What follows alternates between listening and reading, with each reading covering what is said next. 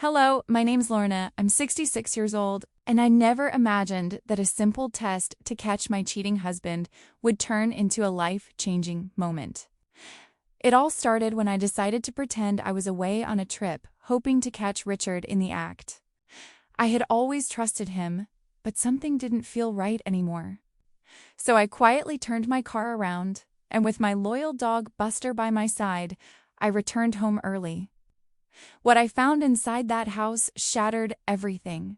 Richard was in the kitchen, acting casual, but there was a strange perfume in the air, one that didn't belong to me. As I stood there, frozen, my dog Buster bolted past him and went straight to the pantry. To my shock, he pulled out a bright red designer handbag, revealing documents that were clearly not meant for my eyes. That's when Richard scoffed, dismissing it as nothing, even mocking my dog, calling him stupid. But little did he know, Buster wasn't just a dog, he was the one who had uncovered the truth. I opened that bag, and my heart sank as I saw forged documents, including deeds for our house, all signed in my name, but not by me. Richard's face drained of color as the reality of what was happening hit him. And in that moment, I realized something that stunned me. Buster was smarter than him. Richard sneered, "Who's going to believe your stupid dog?" But as I looked at him in disbelief, Buster wasn't done. He had more to show. The evidence was right there, clear as day. But what happened next took everything to another level. You won't believe how it all unfolded. But before we dive deeper into the story, make sure to subscribe to the channel and leave a comment telling me where you're watching from. I absolutely love reading your comments and learning where you're from. Now, let's go back to how this entire crazy journey really began. I had told Richard the first was going to Vermont for the week, visiting my sister, hoping for a little break, a moment of peace to gather my scattered thoughts.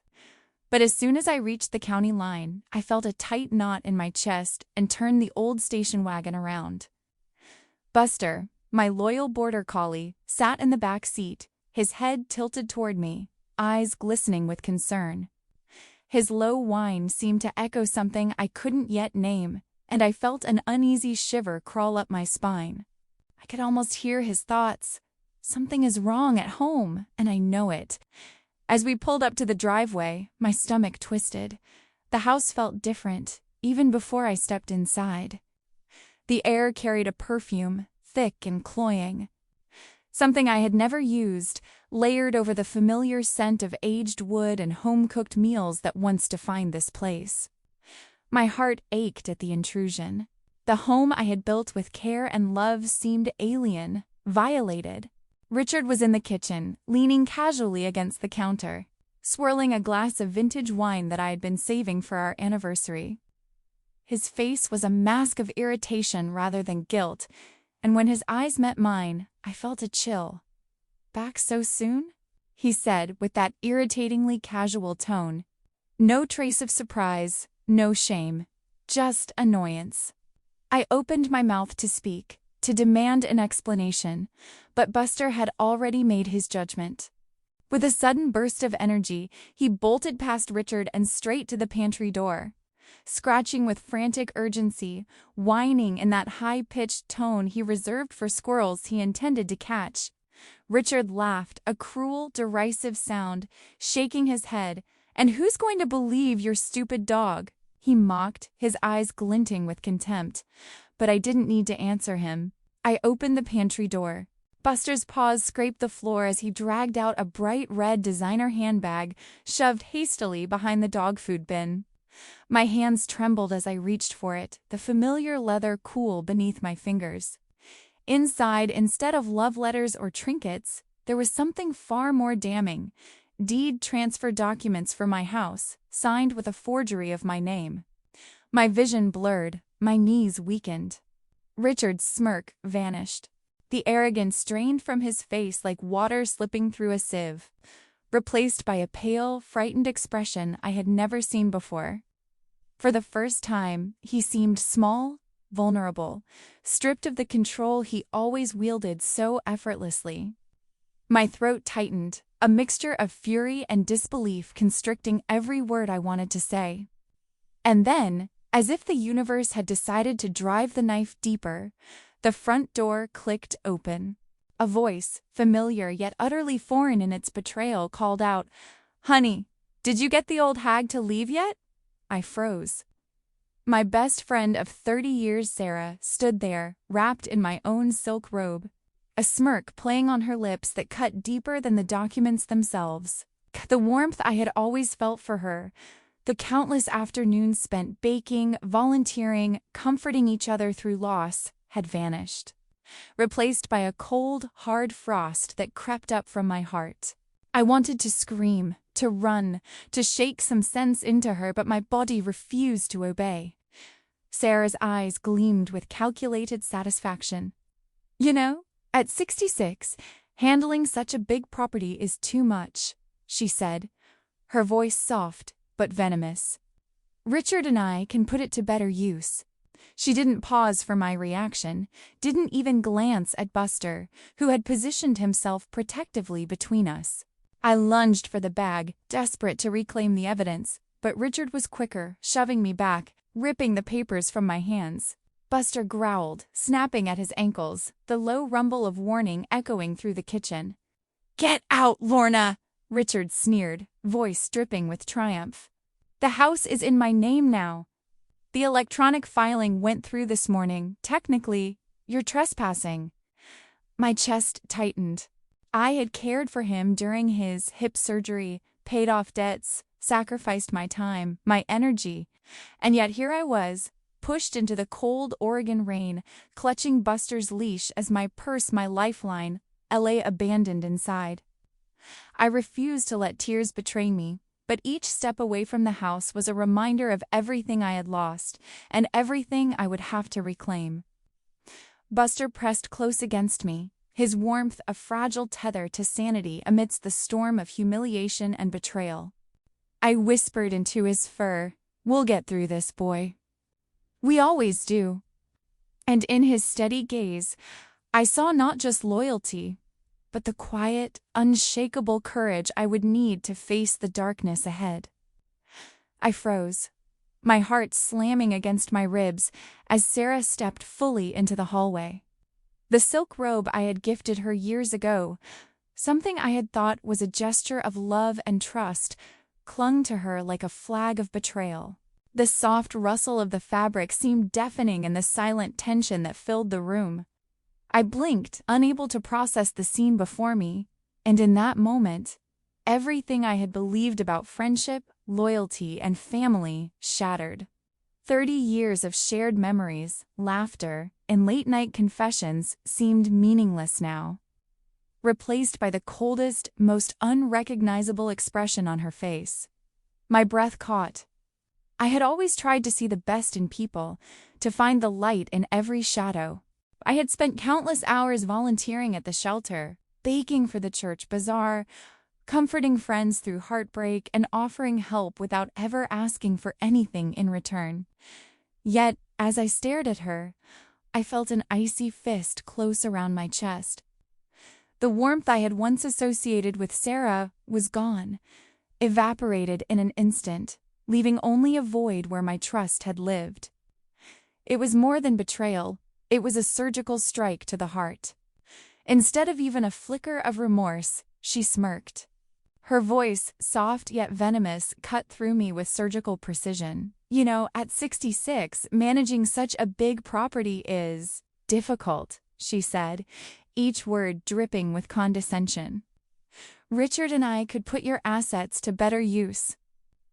Her eyes gleamed with a predatory satisfaction, as if she had been waiting her whole life for this moment. I wanted to scream, to cry, to shake some humanity into her, but my body betrayed me, frozen in disbelief. I lunged toward the bag, desperate to reclaim the documents that symbolized my home, my life, my dignity. But Richard was quicker. He grabbed my arms, snatched the bag, and shoved me backward with a force that sent me stumbling.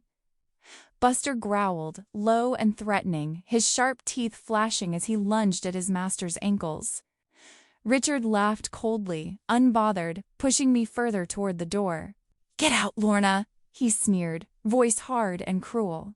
"The house is in my name now. The electronic filing went through this morning, so technically, you're trespassing." The words hit me like ice water, each syllable a blow to my soul. I had nursed him through his hip surgery, spent countless nights sitting beside him while he recovered, managing pain and fear as if they were my own. I had paid off debts, kept the lights on, and done everything I could to support him. And this was my repayment.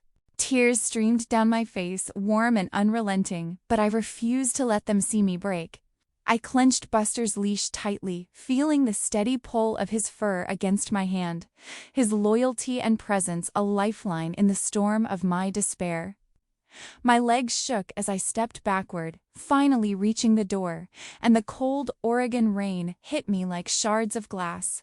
Each droplet stung, a cruel reminder of the world I now faced alone. I fumbled for my car keys, fingers numb and trembling, heart pounding with a mixture of fear, sorrow, and a rising ember of determination. It was then I realized my purse had been left behind, on the kitchen counter, a cruel symbol of the life I had lost in an instant. No cash, no phone, no plan, and yet I refused to let panic dictate my next move. I had survived before, and I would survive again. Buster pressed close to my side, his warm body a comforting weight that anchored me, reminding me that even in the darkest moments, I was not truly alone. As the door slammed behind me, the echo reverberating through the empty house, I took a shuddering breath. The rain soaked through my coat, chilled me to the bone, but it also washed something away, a layer of fear, of false security, of the life I had thought I could trust others to honor. I was exposed, vulnerable, stripped of illusions, but a seed of defiance took root in my chest. I whispered to Buster, my voice trembling, yet determined. "We'll figure this out, boy. I promise. We'll find a way." His ears pricked at my tone, and he leaned into me, eyes full of unwavering trust and understanding. In that small, unspoken exchange, I felt the faintest flicker of hope. My home had been stolen. My friend had betrayed me. And the man I had thought I loved, had revealed his true colors. And yet, as I felt Buster's steady presence beside me, I realized that the fight was not over. It had only just begun. The rain poured harder, soaking my hair, my coat, but I lifted my chin. I would find a way to reclaim what was mine. I would protect my home, my dignity, and the loyal soul beside me who had never let me down. And as I slid into the driver's seat, shivering but resolute, I felt a surge of clarity. The betrayal had cut deep, yes, but from this wound, a new strength would grow. I would rise from this storm, and Buster and I would face whatever came next, together. The rain had soaked me through and through by the time I drove out of my neighborhood. Headlights slicing through the gray drizzle, illuminating the empty streets. My hands were white-knuckled on the steering wheel, Buster's wet fur pressed against my side as he whimpered softly, sensing my tension. I had no plan, no contacts, no safety net, just the emergency $20 bill I kept tucked in the glove compartment. A relic from years past when I had learned to prepare for the worst. I dug it out and handed it over to the tired-eyed clerk at the motel, his gaze flicking at Buster with an uninterested curiosity. The room smelled musty, a mixture of damp carpet and stale air freshener. The radiator clinked once, then went silent, leaving the room cold enough to bite at my fingers and toes. I sank onto the bed, Buster immediately curling against my legs, his warm weight a small comfort, grounding me when everything else felt as though it was crumbling. I let out a long, shuddering breath, feeling a wave of exhaustion and grief wash over me. I thought about the life I had lived, the decades of effort, of kindness, of small, quiet victories, and it seemed to mock me now. How had it come to this? I couldn't stay still. I paced the room, dragging my fingers across the worn linoleum and peeling wallpaper, each step stirring a mixture of sorrow and rising indignation. My mind raced with memories of all the people I had helped over the years, volunteers at the shelter who had leaned on me for advice, the families I had fed through church programs, neighbors I had supported in times of need. And yet, here I was, betrayed, cast out, facing homelessness in what should have been the calm of my older years. The injustice of it burned hotter than I had expected, and I realized, with a sting, that sorrow alone would not sustain me. I needed action. I needed clarity. Sleep came fitfully, broken by dreams of the house, of Richard's smirk and Sarah's cruel eyes. I woke to the sound of Buster nudging me with his cold nose, a soft whine that drew me from the edge of some uneasy nightmare. I pulled on my coat, secured his leash, and stepped into the chill of the motel parking lot. The morning air was damp, thick with the scent of wet asphalt and pine from the nearby woods. I hadn't walked far when Buster froze, ears pricked, tail stiff. His gaze was fixed on a single loose brick in the retaining wall that bordered the lot. He refused to move, pawing at the ground, whining softly until I knelt down to inspect it. I trusted his instincts. Buster had always been remarkably alert, attentive, a herding dog who noticed every detail, every irregularity in the world around him. I pulled the brick free with a soft grunt, expecting perhaps a small nest of insects or a forgotten token. But what I found made my stomach twist in a mixture of disbelief and growing horror. A waterproof, folded note, written in frantic, uneven handwriting, stared up at me from the hollow behind the brick. Curiosity and apprehension warred in my chest. I unfolded the note carefully, the paper crinkling like fragile skin in my hands. It was a warning, a detailed account from a previous guest about a local scam ring targeting seniors. The words jumped out at me: names, addresses, methods. At first, I almost dismissed it, labeling the note as paranoid ramblings, a scattershot imagination left by a nervous, aging traveler. But then I saw a name scribbled at the bottom, unmistakable in its clarity: Sarah Jenkins. My blood ran cold. The betrayal, the theft, the audacity, it suddenly made sense in a terrifying way. This was not merely a love affair gone wrong, a moment of impulsive cruelty.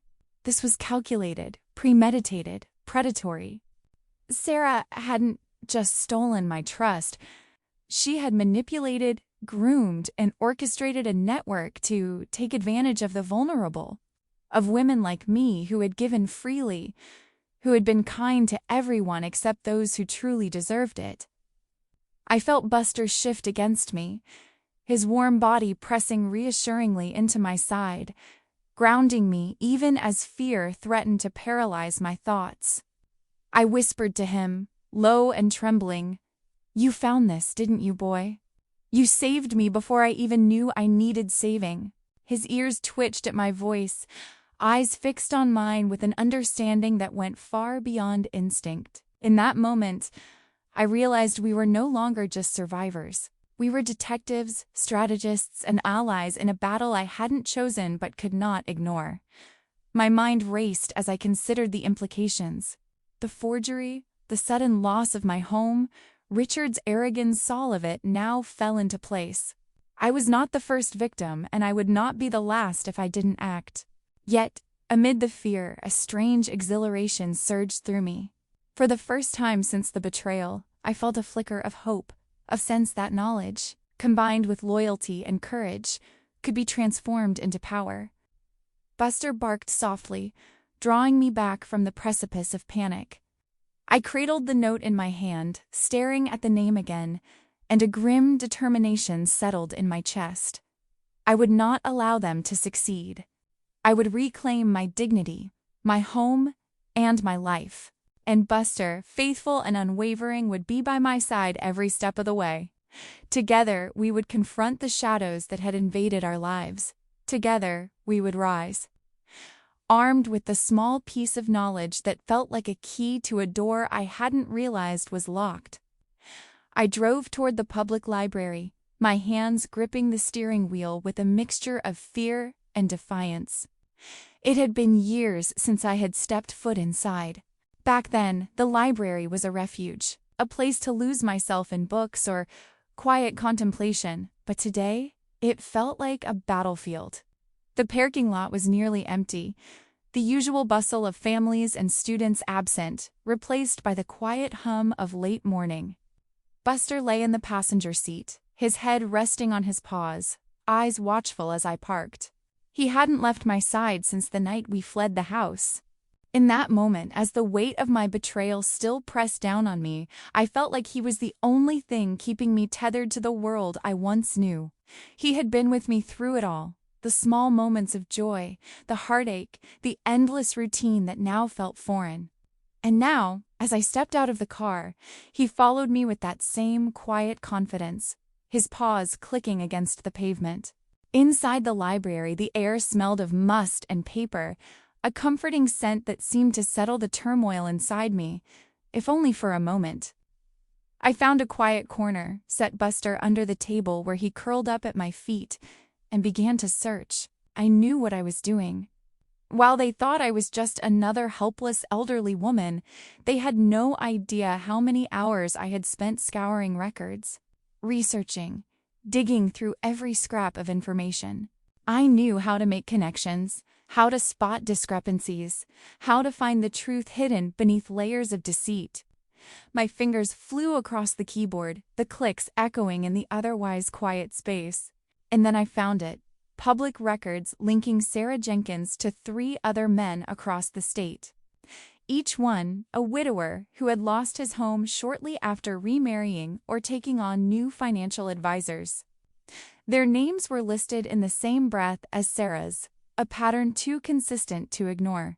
My stomach lurched as I scrolled through the pages, each new link a confirmation of my worst fears. Sarah was not just a lover. She was a predator, preying on vulnerable men to line her pockets, using marriage as a front for financial manipulation. I sat back, breathless, my mind spinning with the implications. Richard hadn't just cheated. He was a pawn, a man deep in debt, pulled into a scheme far darker than I had imagined. The realization hit me like a punch to the chest. Sarah wasn't just a girlfriend, a companion, she was his fixer.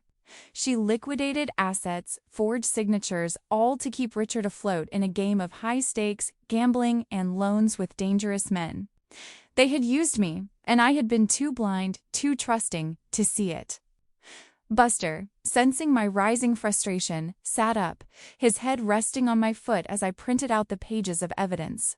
His presence was a steady comfort, the weight of his head a small anchor in the storm of rage that was building inside me. My hands trembled, not from fear, but from anger, a deep, seething fury that burned through me like fire. Every keystroke, every revelation fueled my resolve. I would not be the victim here. I didn't recognize the woman I had been just days ago, the one who had cried on the cold Oregon sidewalk. That woman, the weeping wife, was gone. In her place stood something stronger, something sharper, a woman who once organized a neighborhood watch to take down a drug dealer, a woman who had survived more than her share of pain. The rage was not just justified, it was necessary. I would take back what was mine. I would fight for myself, for Buster, for the dignity I had almost lost. I gathered the papers and stuffed them into my bag, feeling a strange clarity settle in my chest. I knew the next step. I had to go back. The house was still my home, no matter what Richard or Sarah thought. But first, I had to make sure I wasn't completely alone in this fight. The next thing I knew, I was back at the motel, my mind still reeling, when I noticed a young woman sitting in the lobby, her shoulders shaking with quiet sobs. My instinct was to keep my distance, to retreat to the safety of my room, but something about her vulnerability tugged at me. I had been there once, hadn't I? Vulnerable, lost, drowning in the weight of betrayal. Despite everything I had just learned, despite the burning anger that threatened to consume me, I walked over. I sat beside her on the old, threadbare sofa, Buster's body still a comforting weight at my feet. The woman looked up at me, her eyes red from crying, and I gave her a soft smile. She hesitated, then began to tell me her story. Her car had broken down on the way to a new job, and now she was stranded, alone in the middle of nowhere, with no money to fix it. I listened quietly, offering her my last sandwich, listening with empathy as if her pain was my own. I could feel the old instinct, the one that had always driven me to help others, rise in me again. I offered to help her find a mechanic, and for an hour we searched together, me guiding her through the phone book, offering what little advice I could. It wasn't much, but it was something. In helping her, I realized that despite everything that had been stolen from me, I still had a part of me that cared, that wanted to make things right. The young woman, Jenny, turned out to be a paralegal, and as we spoke, I told her a simplified version of my story. She listened intently, her brow furrowed in concern, and offered to help me. "If you can get me a copy of those forged documents," she said, her voice steady with an unexpected confidence, "I can take a look at them. Maybe there's something I can do." It was the first real offer of help I had received in days, and it felt like a lifeline thrown to me in the middle of a storm. I felt something inside me shift again. Jenny's willingness to stand by me, a complete stranger, was a spark of hope. A reminder that there were still people who could be trusted. But I knew what I had to do next. I had to go back to the house. I had to get the proof, the hard evidence that could dismantle everything Sarah and Richard had built. I could feel the weight of that decision settle in my bones, the heaviness of it almost unbearable. But I wasn't afraid. I wasn't that woman anymore. As the sun dipped below the horizon, I drove back to the house, the car's headlights cutting through the darkened streets. When I reached the driveway, I was prepared for a fight, for whatever it would take. But what I saw made my heart sink. A for sale sign, standing tall in my rose garden. The words felt like a punch to the gut. It was no longer my home. They had already claimed it, but I wasn't done yet. I wasn't going to let them win. Not like this. I had lost too much already. The battle had just begun. I parked my car several houses down the street, heart thudding in my chest, the engine's hum fading into the stillness of the evening. The air was heavy with the scent of wet earth and late-blooming roses, a quiet that felt both peaceful and ominous. I peered through the neighbor's hedge, watching the house through the gaps in the leaves. Mrs. Gable, a stout woman with sharp eyes who had never been fond of Richard, caught sight of me. She gave a subtle wink, an almost imperceptible nod that seemed to say, "I know why you're here. Go on, girl." The gesture warmed me unexpectedly. Even in a world that felt full of betrayal, there were small glimmers of quiet loyalty. I crouched, careful not to rustle the leaves, my palms sticky from sweat, and whispered to Buster, "Quiet, boy. Stay close. Stay sharp." He pressed his nose against my hand, a silent acknowledgement, his dark eyes filled with trust and readiness. We had practiced this countless times, my clever, loyal border collie and I, moving like shadows, silent and alert. He was my anchor, my confidant, my protector. Without him, I might have faltered already. The backyard was familiar, almost laughably so. Richard had left the spare key under the ugly gnome statue for years, too lazy to hide it properly. I pulled it free, fingers brushing against the damp paint, and signaled Buster.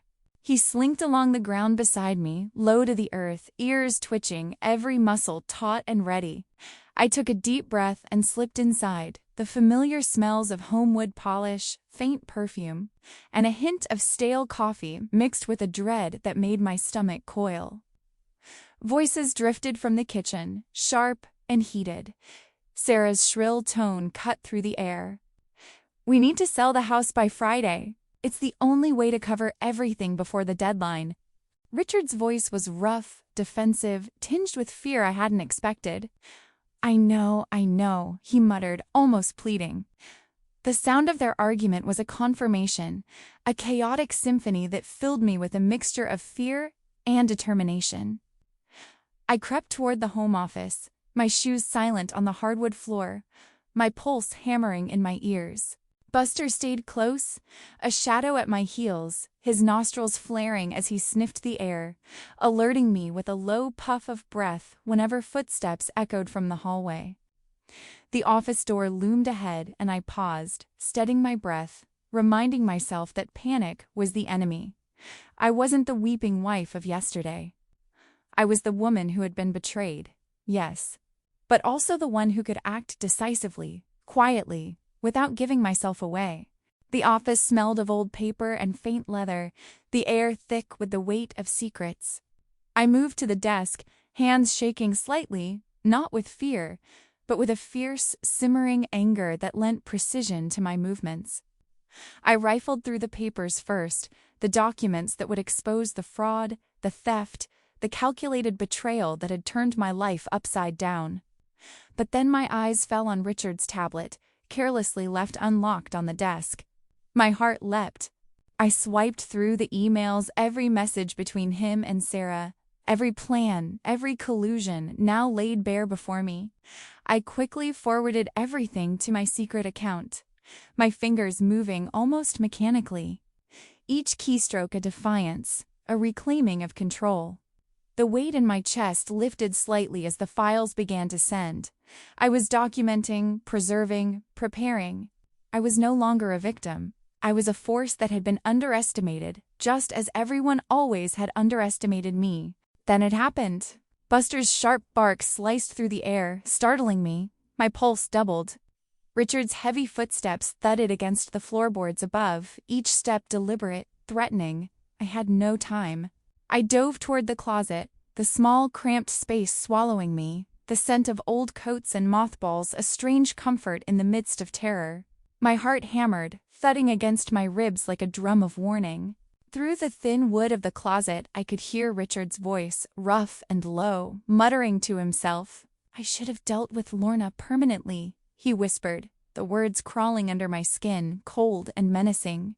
His breathing was heavy, uneven, fear and arrogance battling in every exhale. I clenched my fists, feeling Buster press against my leg from the other side of the door, alert, ready, and waiting for the moment I would need him most. I forced myself to stay calm, each sound magnified, the creak of a floorboard, the rustle of a page, the faint buzz of the printer in the next room. My mind raced through contingencies. If he came up here, I would need Buster. If he checked the office, I had already secured the emails. Every detail mattered. Every decision a step toward survival, toward reclaiming what had been taken from me. Fear surged, yes, but it was tempered by clarity. The weeping, trembling woman of a few days ago had vanished. In her place was someone stronger, smarter, a strategist. I whispered softly to Buster, "Stay close, boy. We're almost there. Just a little longer." His tail thumped softly against the closet floor, a steady reassurance, a silent promise that he was with me. I could feel the courage in that touch, in that presence. I breathed slowly, focusing on the rhythm of my own heartbeat, the faint whine of Buster's anticipation, and the distant, rising panic in Richard's voice. I wasn't just surviving anymore. I was preparing, planning, reclaiming. And when the time came, we would strike, not with rage, but with precision. With the intelligence and loyalty that had been underestimated for far too long. The closet was small, but it became my sanctuary, a temporary shield where fear met preparation, where betrayal met resolve. And as I pressed myself against the coats, listening to every sound, every syllable, I realized something profound. I was not helpless. I had Buster. I had knowledge. I had a spark inside me that would not be extinguished. And in that quiet, cramped space, I made a silent vow. They would not win. Not Sarah. Not Richard. Not anyone who had underestimated me. I pressed myself flat against the coat-laden closet wall, every nerve in my body alert, every muscle coiled with tension. My breath came shallow and uneven, the sound of my own heartbeat loud enough to echo in my ears. Buster, sensing the gravity of the moment, stayed close, his fur brushing against my leg, a comforting, grounding presence amid the storm of fear. My fingers clenched the small stack of printed documents, the papers crumpled slightly from the tremor that shook my hands. I could hear Richard pacing, muttering to himself, the sound of his boots scraping the hardwood floor a constant drum of dread. Then, almost as if sensing my rising panic, Buster shifted abruptly, his entire body tensing. With a sudden burst of energy, he bolted toward the window, his nails clicking sharply against the floor. He pressed his snout against the glass, bark after bark spilling into the quiet house, ferocious and relentless, aimed at absolutely nothing visible outside. I froze, my mind racing. What was he seeing? What danger was he sensing that I could not? Richard's head snapped toward the window, irritation written clearly across his face. "What the hell, Mutt? Go away, you stupid dog!" he barked, slamming his hand against the glass. But his annoyance had a side effect I hadn't anticipated. It drew his attention completely, and for 3 precious seconds, he left the office entirely. I seized the moment, crawling out of the closet like a shadow, heart hammering, and slipped beneath the heavy oak desk. The dark wood pressed against my back and arms, and for a moment, I let the solidity of it anchor me, grounding my racing mind. From my hiding spot, I watched Richard grab his phone off the counter. His usual arrogance melted instantly when he answered the call. I could hear the sharp intake of his breath before he spoke, his tone shifting, faltering in a way I had never heard before. "I promise, the old lady is out. The house is yours, ... Just don't hurt Sarah," he said, his voice trembling under the weight of fear and desperation. I froze, the words slicing through everything I thought I knew about him. It hit me like a punch to the gut. The picture I had painted of Richard, the unfaithful husband, the scoundrel, the man who had helped orchestrate my ruin, he wasn't entirely the villain I had assumed. He was a pawn, a terrified man caught in the machinations of someone far more dangerous. Sarah wasn't his lover. She was the loan shark's sister, and she had trapped him in a scheme where he had no choice but to steal from me to save his own life. Suddenly, everything, the betrayal, the forged documents, the urgency of the past few days made a twisted kind of sense. My mind raced as I tried to digest this revelation. Richard had been complicit, yes, but under duress.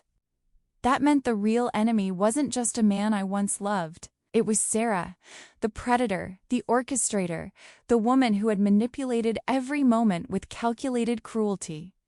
This knowledge was both terrifying and liberating. It reframed the entire fight. I was no longer just reclaiming my life from a cheating husband. I was confronting a cunning, dangerous adversary who had underestimated both me and my loyal companion. I stayed under the desk for several long moments, listening to Richard's footsteps retreat and the quiet of the house settle. My muscles ached from tension, but my mind sharpened. Buster shifted beside me, his warm presence reminding me that we were a team, that we had each other. I whispered to him, soft and urgent, "We've got this, boy. Just a little longer. We can do this together." His ears twitched in acknowledgement, and I felt a surge of courage I hadn't known I possessed. Finally, I made my move. I edged toward the back door, every step deliberate, silent. The world outside beckoned, a mixture of rain-slicked asphalt and shadows, offering a path to freedom, but also new dangers. My hand gripped the doorknob and I paused, glancing back at Buster, ready to signal him. But the moment I opened the door, the chime of the front doorbell rang through the house, sharp and jarring. My heart lurched. It was a sound that promised no good, a sudden disruption that changed everything in an instant. I bolted, running toward my car, rain slicking my hair and clothing, each step fueled by adrenaline and fear. But then, horror struck. Buster wasn't beside me. My eyes darted frantically, scanning the driveway. My chest tightened, panic constricting my lungs. And there she was, Sarah, standing casually in the driveway, a cruel smile playing across her face.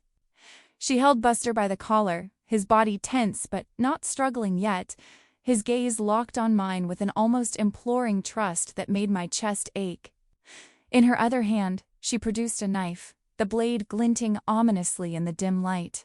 "I figured you'd come back for the mutt," she said, her tone light, almost teasing but laced with malice. Every instinct screamed at me to freeze, to panic, but I forced myself to breathe, to focus. Buster's life, my soul, depended on my ability to think clearly, to act with precision, to transform fear into strategy. I crouched slightly, whispering to him under my breath, "Stay calm, boy. We're going to get through this." His ears twitched, his eyes wide and alert, every muscle coiled like a spring.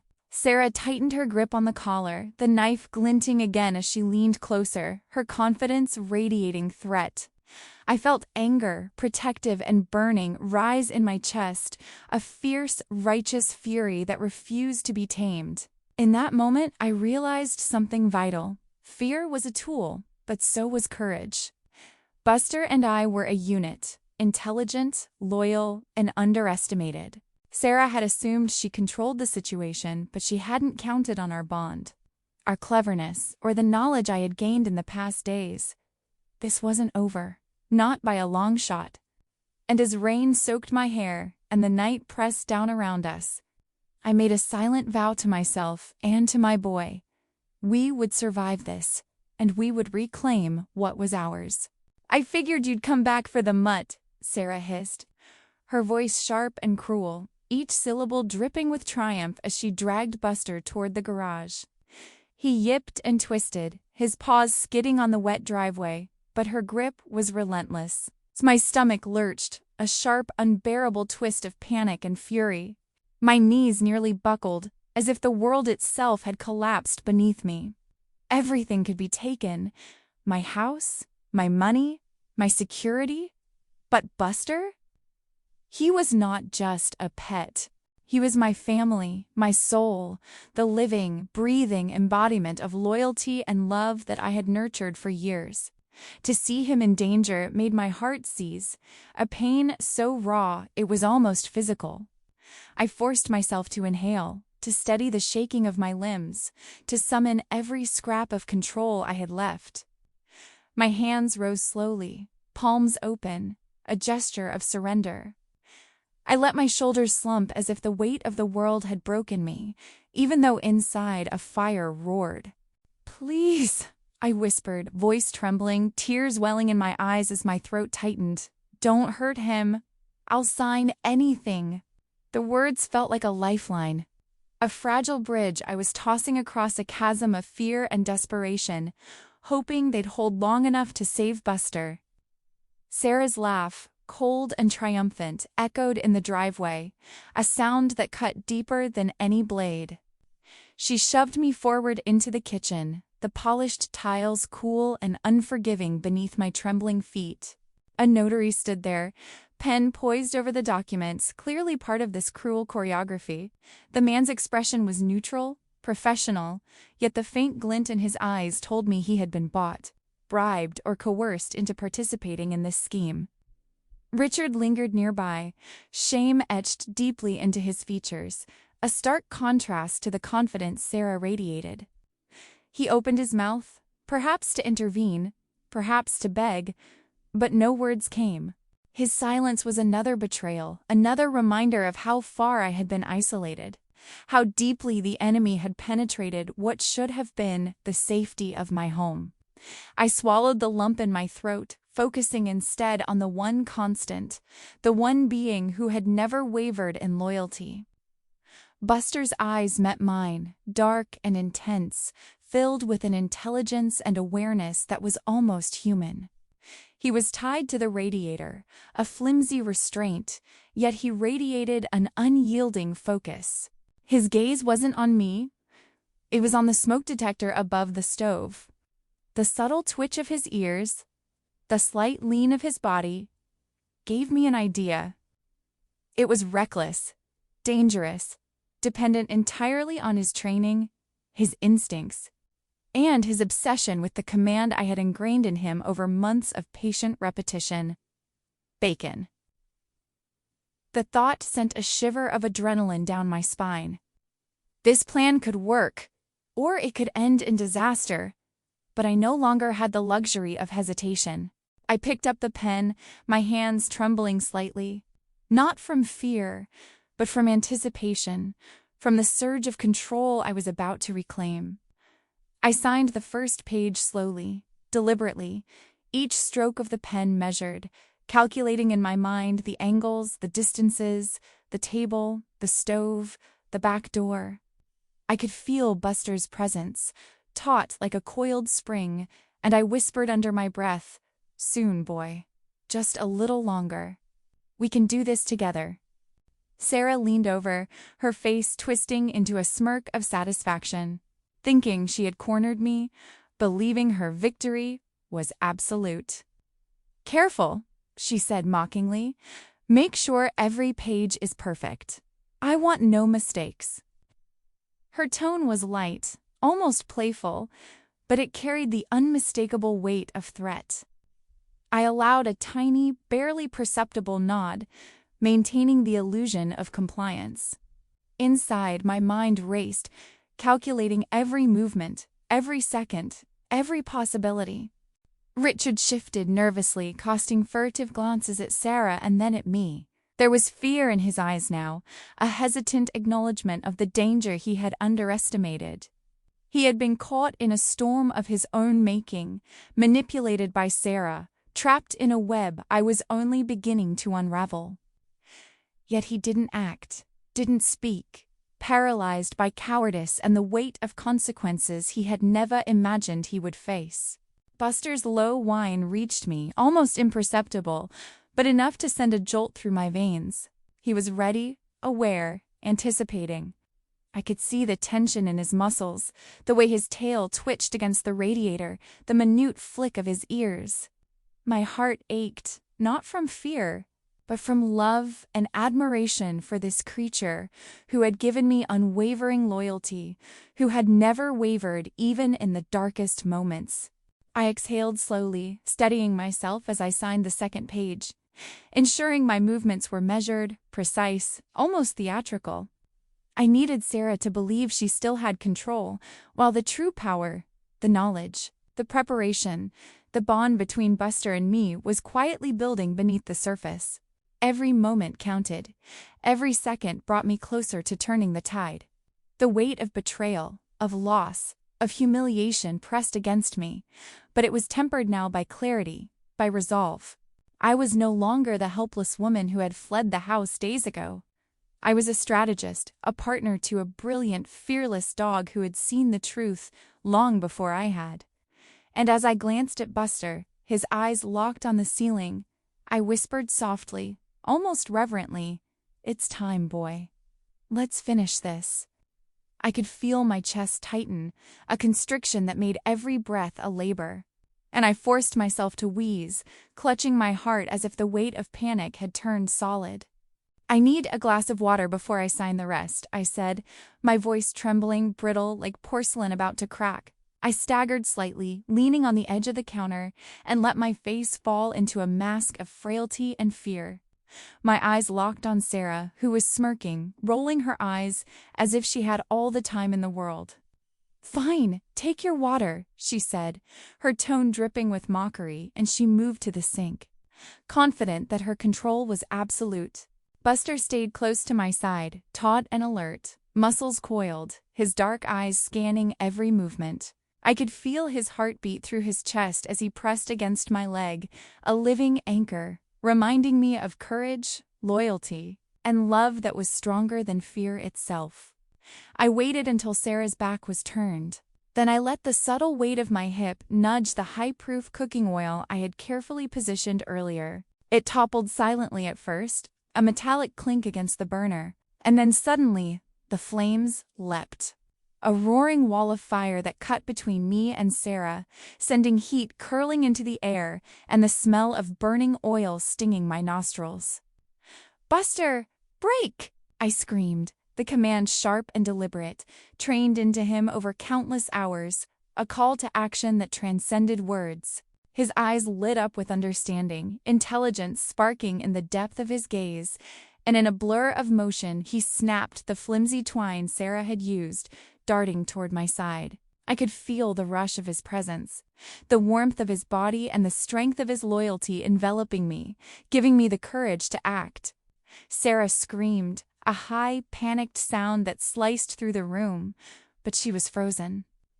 Momentarily stunned by the fire's sudden eruption, the smoke alarm blared with a relentless urgency, its shrill cry echoing off the walls, mingling with her shrieks.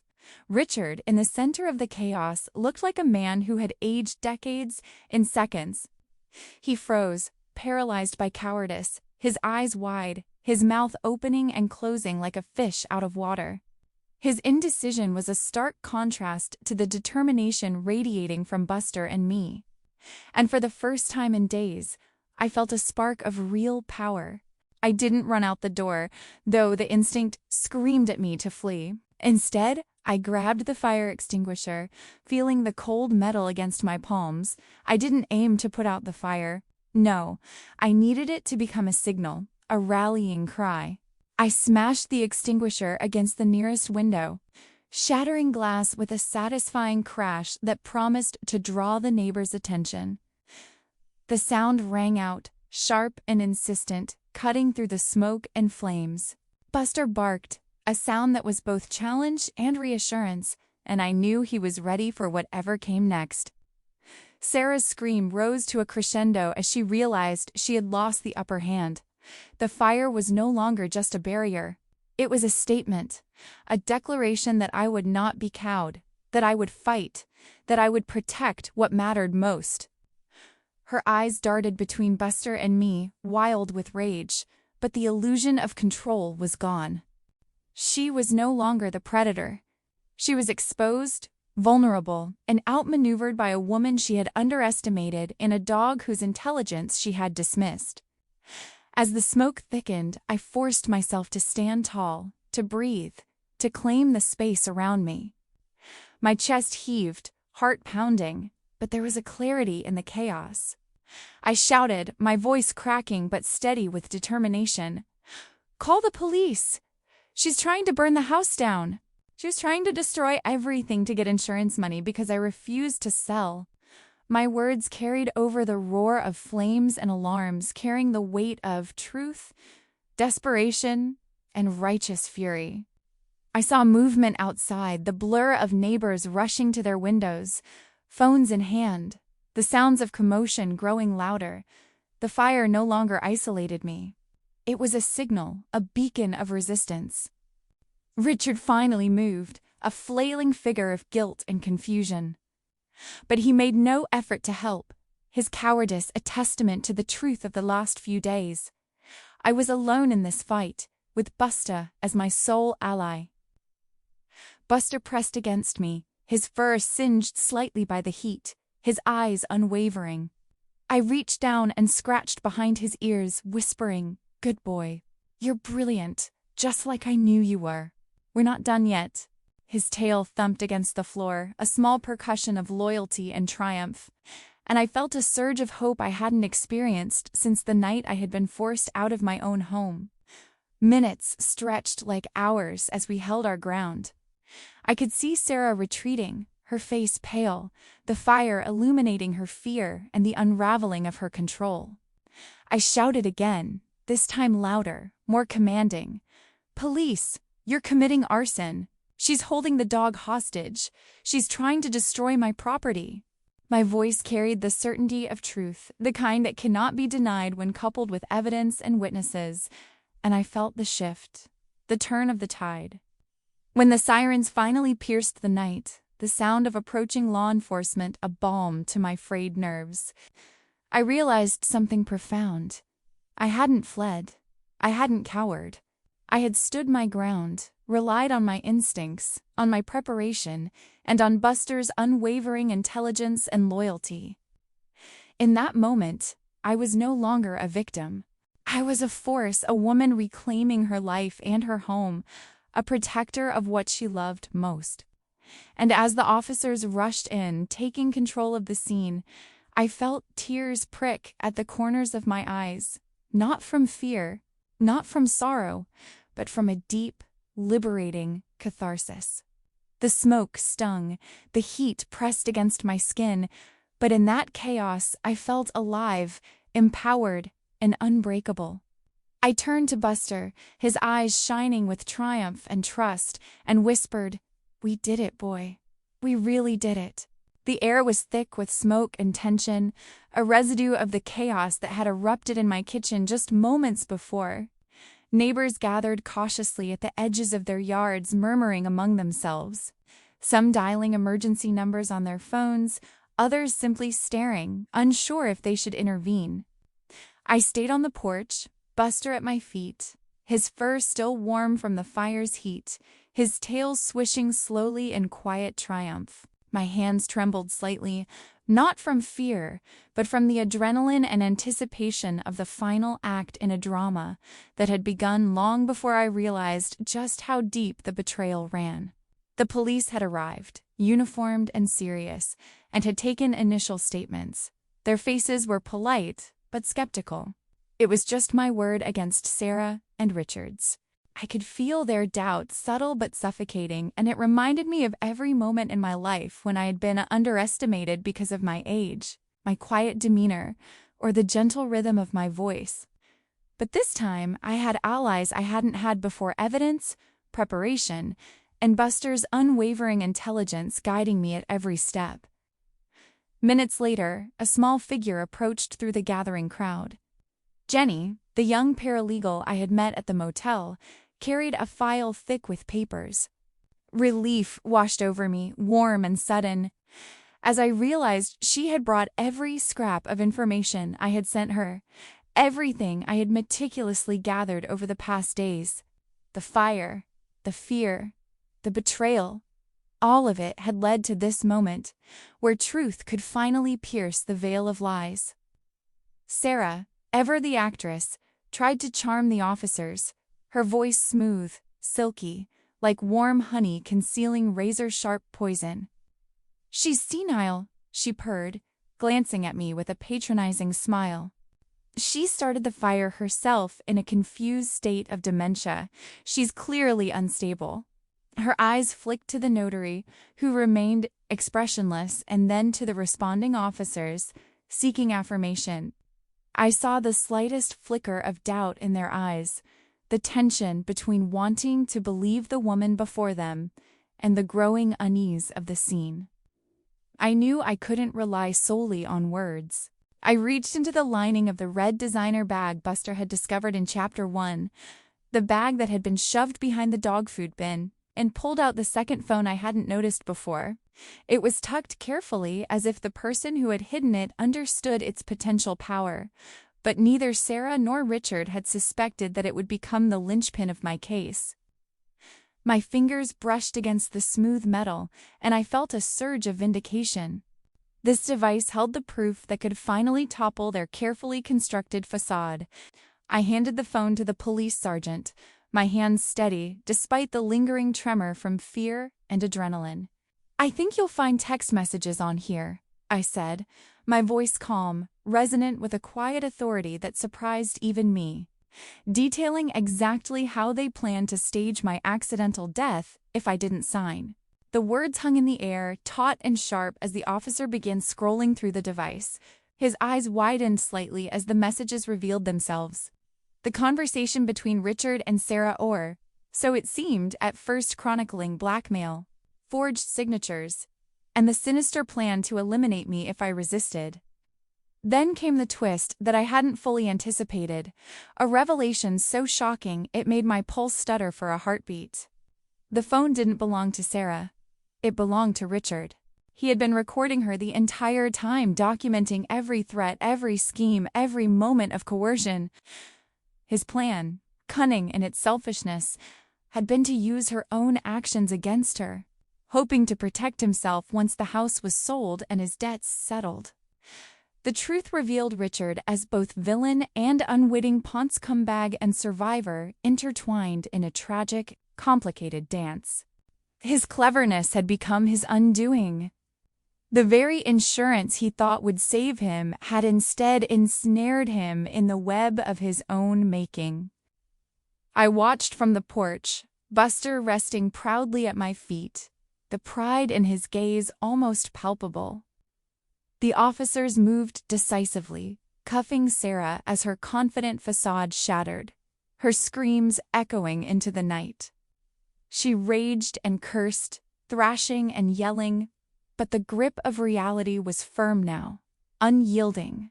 Every lie she had spun, every manipulation, every cruel threat exposed and undeniable. Her eyes met mine for a fleeting second, wild with fury and disbelief, before she was led away, screaming, her power evaporated like smoke in the wind. Richard turned to me then, a mixture of desperation, shame, and pleading in his eyes. "Lorna," he said, voice cracking, "I was doing it for us. I was going to turn her in." He reached out, a hand trembling with the weight of guilt and hope, seeking forgiveness that I wasn't sure I had left to give. I met his gaze with unflinching clarity, straightened my cardigan, and allowed a chill to settle in my words, the coldest, most absolute truth I had ever spoken. "You weren't doing it for us, Richard," I said, voice even but cutting. "You were doing it for you. And frankly, the dog is a better judge of character than I ever was." Buster leaned into my leg, sensing the finality of the moment, his warm presence a comforting anchor amidst the whirlwind of betrayal, revelation, and justice. In that instant, the past, the deceit, the heartbreak, the manipulation fell away, leaving only clarity and a sense of regained power. I felt the weight of months of planning, fear, and sorrow lift from my shoulders. Buster, my unwavering companion, had been the key, the silent witness, the unerring guide who had seen the truth and led me to this moment of triumph. I reached down and scratched behind his ears, murmuring softly, "We did good, boy.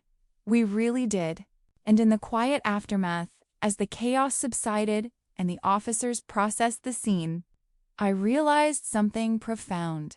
Justice had arrived not through anger or vengeance, but through intelligence, courage, and the unbreakable bond between a woman and her dog, a partnership that had turned fear into strength, betrayal into empowerment, and despair into triumph.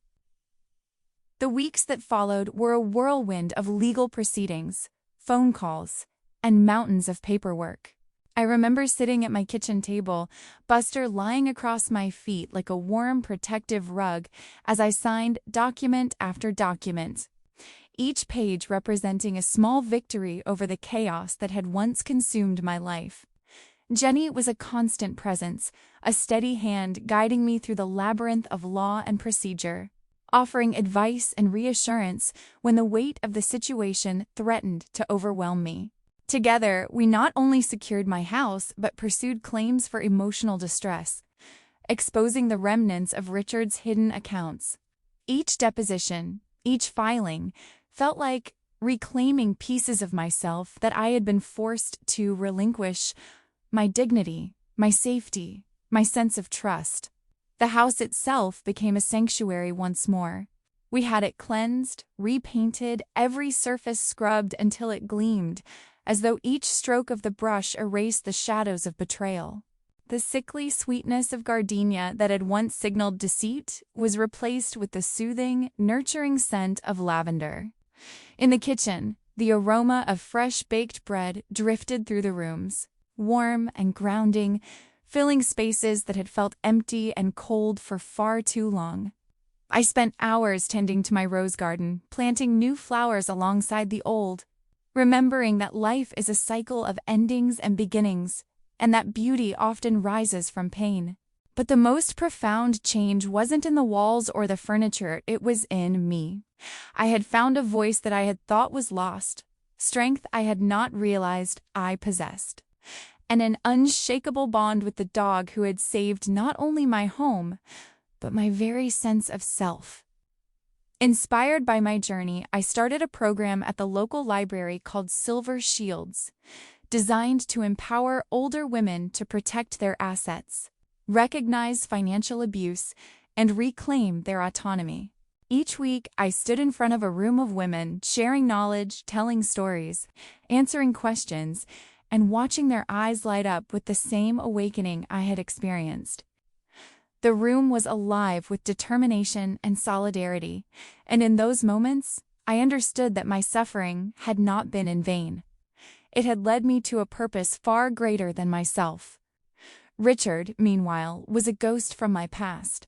Letters arrived sporadically from the prison where he was serving time, each one a reminder of the man who had once shared my life and betrayed it so utterly. I didn't open them. I carried them to the fireplace, dropped them in one by one, and watched the flames consume the paper and the past. I didn't need to read his excuses, his justifications, or his pleas. I had my peace, and it did not require him. Buster sat patiently beside me as I watched the ashes turn to dust, his presence a steady reminder that loyalty and love are far stronger than deception or greed. One quiet evening, I stepped onto the porch, Buster padding along at my heels. The garden was bathed in the soft, golden light of the setting sun.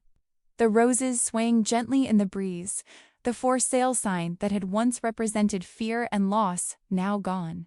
I watched as Buster leapt into the air, chasing a butterfly with an abandon I envied. His tail wagged furiously, ears perked, eyes wide with pure joy. I sipped my tea, warm and comforting in my hands, and felt a profound sense of peace settle deep into my bones.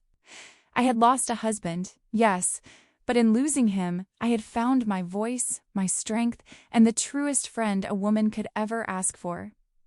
I called out softly, "Buster, come!"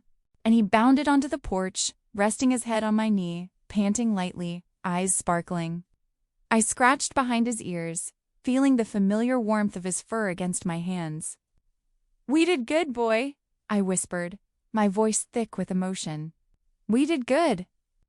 In that moment, I realized that life, despite all its betrayals and trials, had brought me to a place of clarity, love, and fulfillment.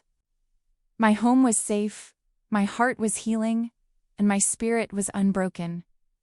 The wind rustled through the trees, carrying the scent of lavender and earth, and I knew that the days ahead would hold challenges, yes, but they would also hold joy, freedom, and purpose.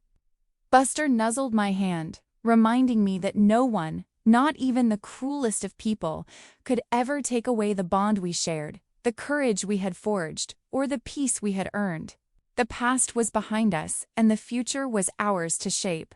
Together, we had not just survived, we had triumphed, and as I sat there sipping the last of my tea and watching the sunset paint the sky in shades of pink and gold, I felt a deep, abiding gratitude. Life had tested me, betrayed me, and yet here I was, whole, empowered, and surrounded by the love of the one friend who had never failed me. My eyes met Buster's, and I smiled, feeling an unspoken understanding pass between us. "We did good, boy," I murmured again, letting the words linger in the cool evening air, a testament to resilience, courage, and unwavering loyalty. If you enjoyed following our journey, please subscribe to the channel to share in more stories of courage, loyalty, and the unbreakable bonds that can change our lives forever.